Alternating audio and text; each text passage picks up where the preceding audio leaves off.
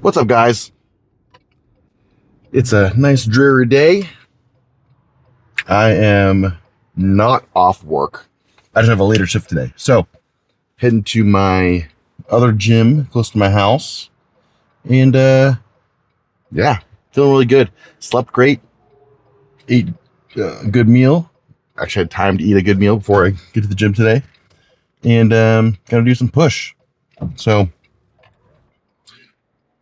sorry, excuse me while I'm racing through traffic here. Push day can be nice. Still feeling good. For those of you that watched my last video, I used those wrist hooks instead of wrist wraps, which took a lot of tension off my golfer's elbow, and it just feels freaking great, honestly. So, very, very happy about that. Sorry, I'm making all these legal U-turns and such. But yeah, even though it's kind of a drudgy, dreary day out there, feeling great, feeling really good. I don't know what it is about this week, or it's just like every day I just wake up feeling really, really good. Not so part of the this health phase. There's a couple different aspects to it. Okay, so one aspect is obviously pulling back. We're nursing injuries are going to be making sure our blood work is all good, lowering food, making sure that appetite's able to come back and maybe drop some insulin resistance might be building up. So the food is probably the biggest thing for me, honestly. Well, and injury, because I talk about it every episode, it feels like. But the food, where you're eating so much, and it's just like you're just full. By the time you hit your timing for the next meal comes around, you're still like not full, but like you're still not hungry. Like you still have food digesting. And you're like, I don't feel like eating right now, but you have to, because you have to get all the calories and stuff you need to keep growing. So at the end of my push phase, that's where I was kind of at. Even though my food wasn't super high, I don't know what it was about it, but it was just like just not hungry by the time you have your next meal. And it makes you kind of almost look forward to my off days, because my off days I would eat less food. Anyways, so even though food is the same right now, I feel like, I don't know, a week of vacation where I obviously did eat less kind of give me a little bit of a, I have no scientific basis for this, but almost like a little reset, you know?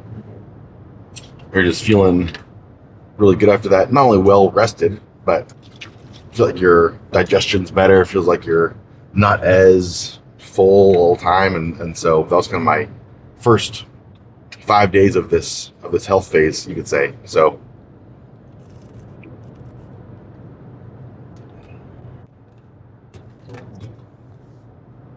but I keep losing weight. There's been a couple days where I've been not able to eat one of my meals because of work. The way it kind of changes if I work in the morning versus the afternoon, or I guess the evening. For work in the morning, I usually eat breakfast when I get there, and then I do my chart, my patient charting, and then my rounding. By the time I'm finished with that, it's like 11:30, 12. Then I gotta work on like the discharges and getting patients out of the hospital and social work stuff and all that kind of stuff. And then some days I'm able to get out of the hospital early while still being on call. So essentially what that means is I have to be available by phone to answer any calls or messages from nursings, for concerns, for anything. Even have to hop back on my laptop sometimes and do orders from somewhere else. But if I'm able to leave, the gym I go to by my work is 10 minutes away. So like I said, I usually bring my laptop. With my laptop, I'm able to put in my own orders. I can put orders in from my phone. So I'm able to still do all the things I would do at the hospital, but away from the hospital, except for physically going in and seeing patients, which I already did in the morning. Now, if there's a concern, I have lots of colleagues, and part of the way our work is structured is if you're not still at the hospital, we cover each other's patients as well. So there's still 24/7, multiple physicians on board everywhere covering every patient. So anyways, I had to explain that a little bit because I don't want people to think that I'm just disowning my patients when I leave the hospital. Anyways, oh man, some construction ahead. It's changing my route. All right. Either way, my wife told me about this. It's just now coming back into my memory that she told me about this. So yeah, some days at work, breakfast in the morning, charting, rounding, running through the list with the social workers, the charge nurses, stuff like that. Work on getting patients discharged, and sometimes it happens pretty quick. I do a lot of the pre-charting and pre-notes, all that kind of stuff earlier when I'm doing my stuff in the morning. That way it's just kind of click through, make the changes I need for the day, put new orders in, and then it's a pretty overall quick process once you're used to it. And so sometimes I'm able to get out of there earlier, and then I'm not ready for my pre-workout meal. So I usually try and give about an hour before my workout is that when I eat the meal. That way it gets a little bit of time to digest, even though it's cream of rice, digest pretty quickly with some protein powder and some banana in it. I still want to give it a little bit of time to kind of sit in there, but sometimes, well, there's days where I eat a late lunch, not late by normal standards, but like 12:30 or 1, finishing all my other parts of work, charting and discharges, stuff like that. And then I don't have time to make that last meal, wait an hour, and then get to the gym. So I kind of have to make that decision of, do I even have a pre-workout meal, or my lunch on my training days is a decent amount of, it's a good amount of food. It's about 180 grams of chicken, and then 350 grams of rice, with some cucumber and so on. So that's a lot of carbs. So carbs before that meal is definitely no issue. It's not like I'm deep in prep where my carbs or my calories, directly carbs, are so immediately surrounded by my workout so I can have adequate performance. But off season, there's never a time in this off season since I started where I've been glycogen depleted by any means. Although I don't know, I'm losing weight now, so maybe there's definitely some more glycogen depletion than previous. But either way, never enough where I'm like, oh man, I don't have enough energy in my body to do a workout. Sometimes at the end of prep, you're just exhausted. You're just really, really exhausted. Getting off the couch, getting out of bed in the morning, you're like, this is the worst thing I'm going to do all day. And then you have to keep pushing. That's a little dramatic. But I guess if you're in prep, you're allowed to be a little bit dramatic. So yeah, sometimes meal frequency is a issue for me personally. But once we're able to kind of pull that food back, keep losing weight, burning out some of this fat, rehabbing injuries, feeling better overall, it's a good spot to be in. We will see. Can I just go straight here? I'm gonna do it. I'm going to do it. What was I saying? Oh, yeah. So rehabbing some injuries, losing some of this extra weight that I put on this off season. I'm not trying to get like contest ready by any means, but so woke up this morning, 236. I know, crazy. Like I'm losing weight rapidly with not many changes. But the good news is that it takes a lot of effort and low calorie days, really low calorie days and low protein days and stuff like that to really lose a whole lot of muscle tissue. So the weight I'm losing seems to be adipose, fat tissue. And like I said, still working on rehabbing this elbow a little, or this golfer's elbow, which is actually the medial epicondyle, where the common forearm tendons come in and all connect to the elbow there, the medial epicondyle. So that's doing pretty good. I have no complaints there, healing appropriately, and about to do some push. Weirdly enough, not really weirdly enough, but compared to yesterday's pull workout where I was able to kind of avoid all strain on this tendon, I do feel a little bit of strain on there when I do like my dumbbell incline, just because the weight is pushing back on my hand, stretching out that tendon. I don't think it's enough to like cause it like strain. I'm not doing a whole lot of like contraction with that tendon. It's more so as just a stretch.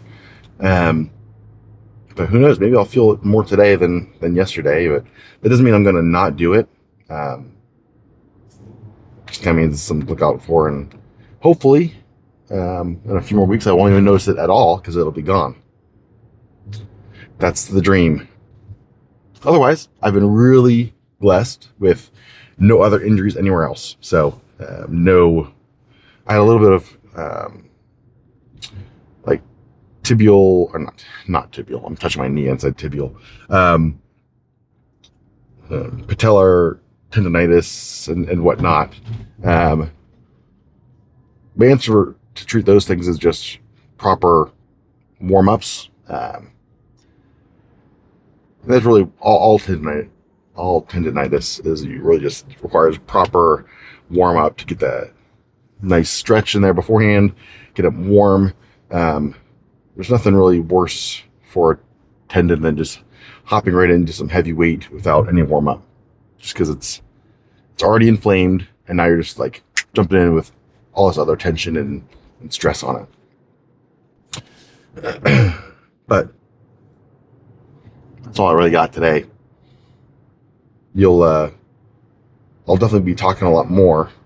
Oh, I changed the setting on my microphone to block out some of the noise canceling, and on my video, even at the warehouse gym in Ontario, it blocked out a lot of that music really well. So I'm not really gonna have to worry about that too much going forward. I'll just keep on with my dialogue throughout it. If there's anything you guys want to hear from me, if there's anything you want me to like kind of walk through a little bit better of whether it's how I set things up, why I choose the selection of exercises that are in my program, or even stuff outside of that, diet, food choices, weight loss in general, anything like that, drop it in the comments. Let me know. I am a medical professional. I'm a physician. I am not your physician. So anything individualized to you, as in like, my doctor has me taking this medication, should I still be taking it? I'm not going to answer those questions. That's between you and your doctor. But anything else, like just generalized question of like, should I take, I don't know, fish oils? Yes, you should. Like just generalized questions like that. And even if it's something a little bit more involved of like, this is my blood work, I'll take a look at it. I'll tell you what I think I'm seeing in it. Well, not what I think I'm seeing. I'll tell you what I'm seeing with the blood work. Um, and you can take those concerns to your primary care doctor or to a physician that's actually seeing you in person. I'm not going to make any diagnoses. I'm not putting anything in your medical chart. I'm not prescribing any medications. It's just, I know the knowledge I have. I'm able to give you guidance on what to do generally, but the more specific management is going to be between you and your doctor.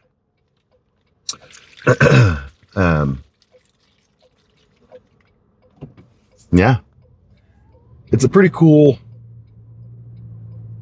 I don't want to say it's cool being a doctor. It is cool being a doctor in general, just because I'm able to help people and do things like that. But with the strategies and ways I was able to become a doctor, as in college and in med school itself, able to sit down and study adequately and be able to like take in information proficiently. That's definitely helpful. Like, I didn't know how to study until college, and only that's because I had a roommate there my sophomore year. Shout out to you, Matt, who really was like, he was, I don't want to say above and beyond, but he was like the perfect student. Like, he was just like, spent so much time in depth studying. And honestly, before him, I didn't have any of that guidance. I was getting through a lot of my schooling with just like pure, not luck, but like I was given the abilities in my life to kind of take in information and use it pretty well without studying a whole lot. I was lazy in high school and the first part of my freshman year, I guess all of my freshman year of college. But once I actually like used some of the tools and strategies that I was like shown, then I was able to like take in information so much better, so much quicker. Just, anyways, and so I'm able to use those same strategies and like ways to gather and collect information and apply them to any subject. So, like this golfer's elbow stuff. It's like, some people will say like, yeah, you need to see physical therapy. Or I can kind of just look at the techniques and the stretching and all that kind of stuff. I know enough anatomical knowledge to have a good idea of how to stretch it out, like how to work on those things, what exercises to do. So it's just cool learning the skills to where I was able to become a doctor. Those were certainly helpful, not only in medicine, but in everything else in life. But I'm pulling into the gym now. We'll catch you inside, and let's go push some heavy weight around. All right, we'll see you.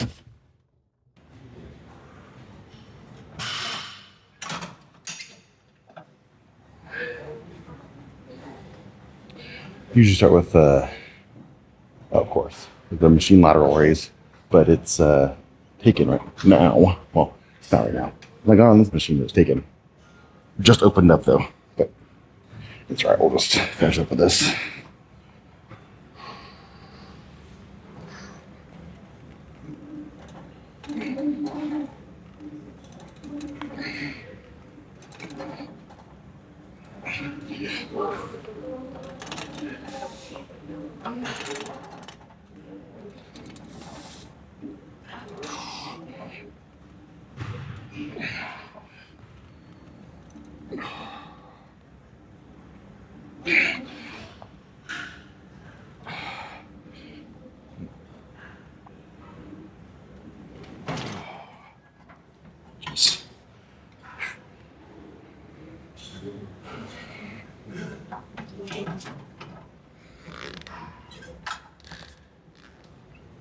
All right, so this is now the max weight for the press. It's like full stack plus like this little modifier adds on like 0, 5, 10, 15 pounds.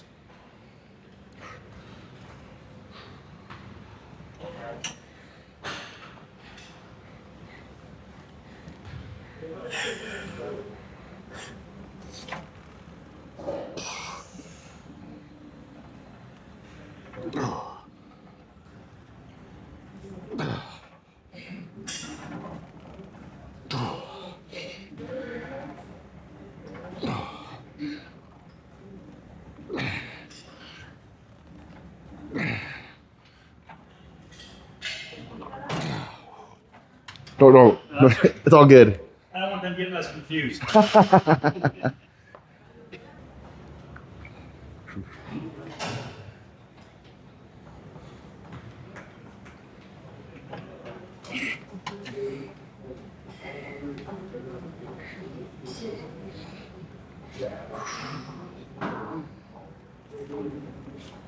Oh.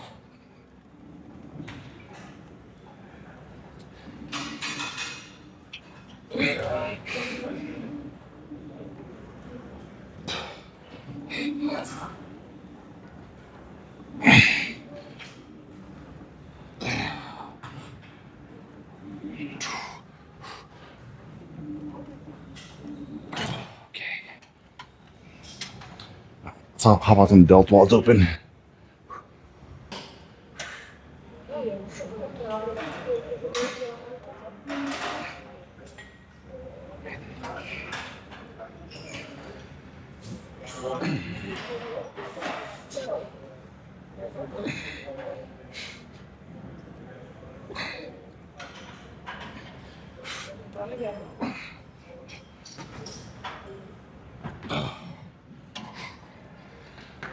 Sometimes the machine doesn't line up perfectly with everyone's like frame of the body.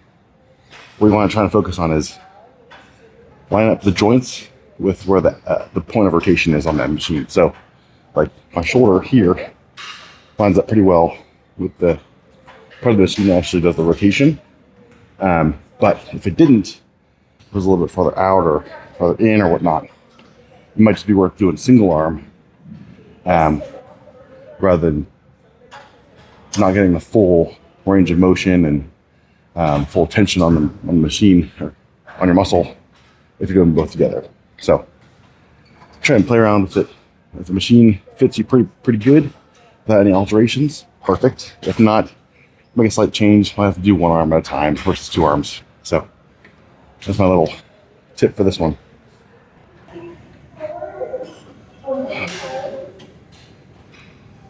Something else I've been doing to really isolate the delts here.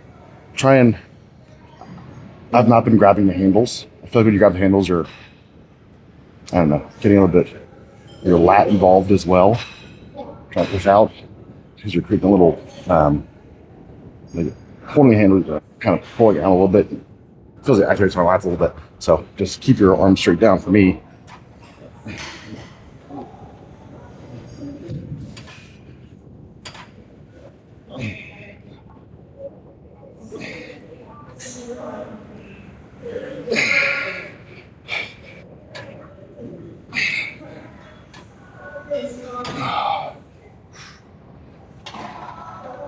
Alright, well, this machine's officially maxed out now.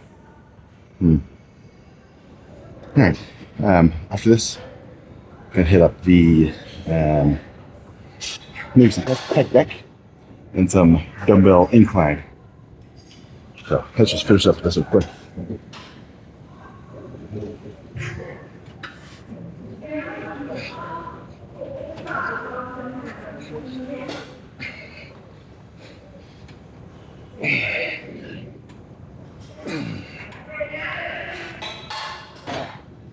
All right.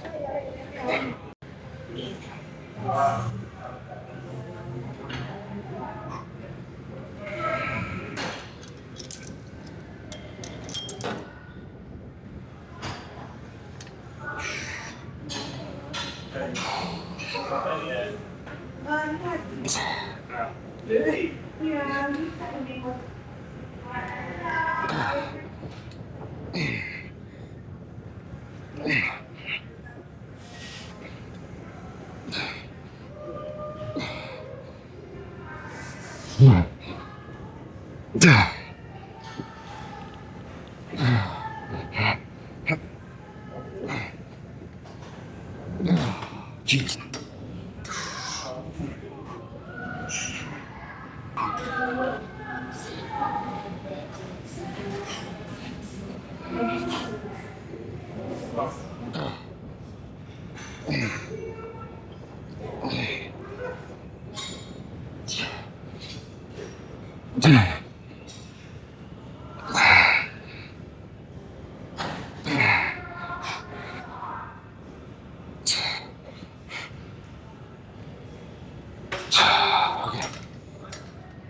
Let's do some dumbbell bench.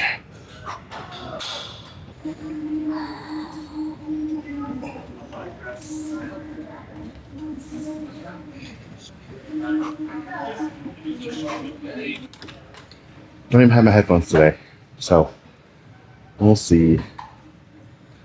All motivation must come from within.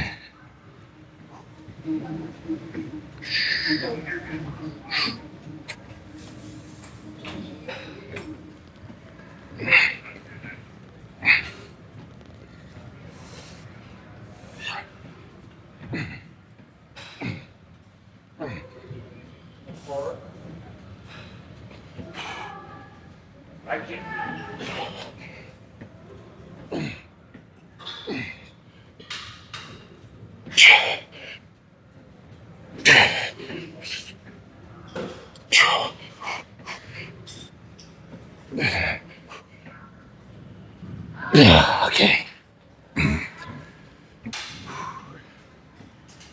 Ever since I've been doing a lot more like holding at the end of a contraction, like at the end when I was doing that machine press, really holding it, flexing in at the end there. Same thing for pec deck. That'll wear you out. So I think this was what, 17, 18, something like that. I'll do it for another set. Maybe I'll do like 11 or 12. We'll see.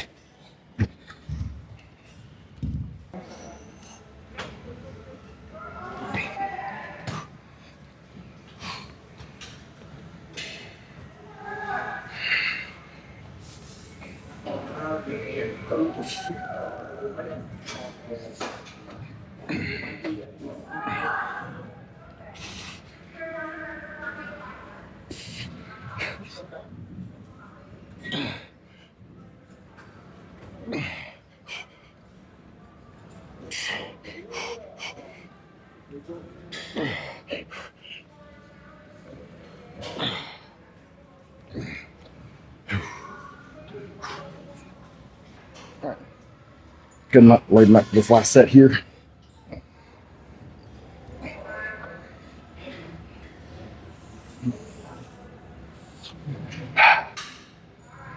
Really gonna but continue to do like the holding contraction at the end of the rep.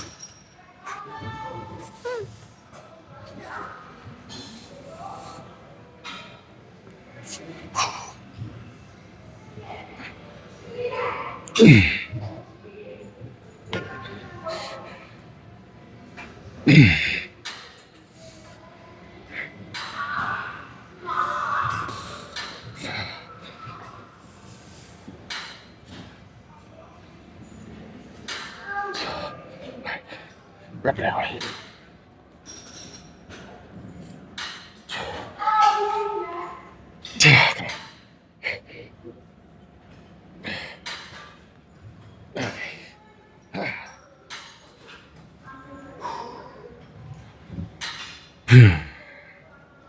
That's enough chest, I think. We'll do some triceps here. Probably throw in a little bit of more side delts because my side delts aren't big enough, and they never will be. All right.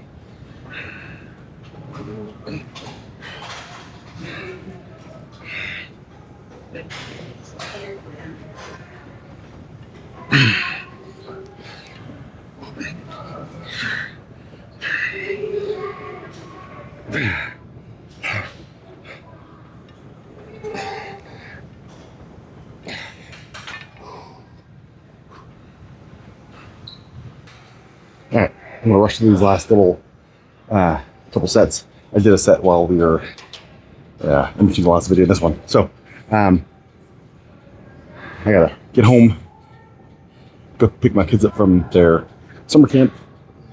Gotta make my meals for work today. Got a lot to do. So let's get this ball rolling.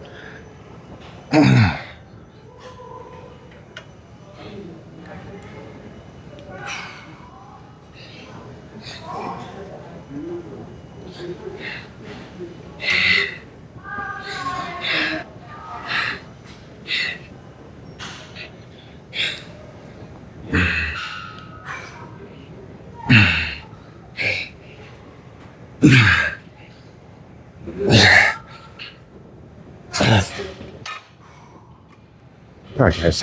As always, eat big, sleep big, get big, be the light, pass it on. Whatever workout you're doing today, get out there and kill it. We'll see you later, guys.